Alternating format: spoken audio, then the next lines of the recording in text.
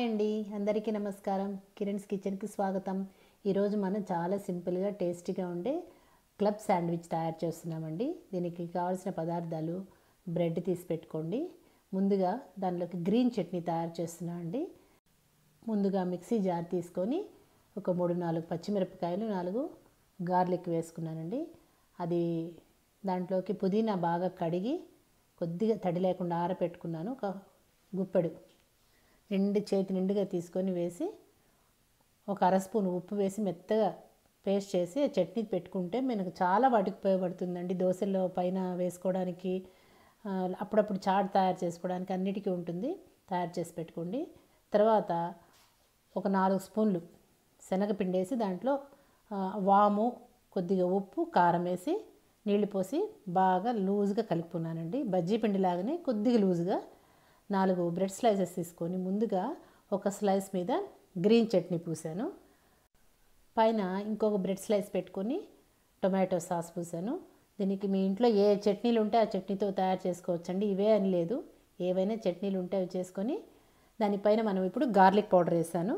Garlic powder నేను ఇంట్లో తయారు చేసుకుంటా అండి. దాని రెసిపీ కావాలంటే నేను లింక్ ఇస్తాను డిస్క్రిప్షన్ బాక్స్లో, చూడండి. వేసేసి పైనుంచి పల్చగా, చాలా పల్చగా కలుపుకున్న శనగపిండి పోయాలండి.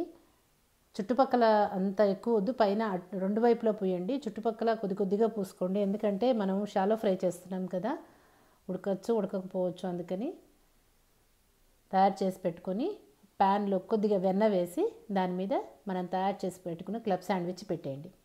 పెట్టేసి సిమ్లో పెట్టి మూత పెట్టేయండి. 2 నిమిషాలకు అది బాగా ఉడికిపోతుంది. మళ్ళీ ఫ్లిప్ చేసుకొని మళ్ళీ మూత పెట్టి ఒక 2 మినిట్స్ ఉడికించండి. తర్వాత అలా 4 సైడ్స్ బాగా తిప్పుతూ వెయిట్ చేసుకోండి, లేదా కొద్దిగా బటర్ రాసేయండి. 4 సైడ్స్ బటర్ రాసేసి అలా తిప్పితే బాగా క్రిస్ప్గా అయిపోతాయి. చూసారా, రెడీ అయిపోయింది. ఇంకా తీసేసుకోవడం అండి. జస్ట్ 2 మినిట్స్ అంతే.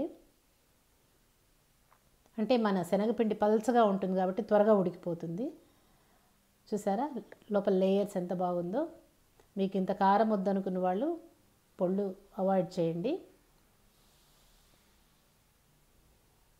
దీన్నే మనము ఆయిల్లో ఇష్టపడేవాళ్ళు, డీప్ ఫ్రై చేసుకొని తినాలని ఇష్టపడేవాళ్ళు ఇలా కూడా చేసుకోవచ్చు. దాన్ని అలాగే చేసి మనం బజ్జీలు వేయించినట్టుగా ఆయిల్లో పెట్టి వేయించుకోవచ్చండి. అది కూడా చాలా టేస్ట్ ఉంటుంది. కొద్దిగా ఆయిల్ ఎక్కువ అబ్జర్వ్ చేసుకుంటుందండి. కొద్దిగా కేర్ఫుల్గా కూడా వేసి తీసుకోవాలి. ట్రై చేసి నాకు కమెంట్ బాక్స్లో కమెంట్ చేయండి. Please like, share, subscribe. Thank you.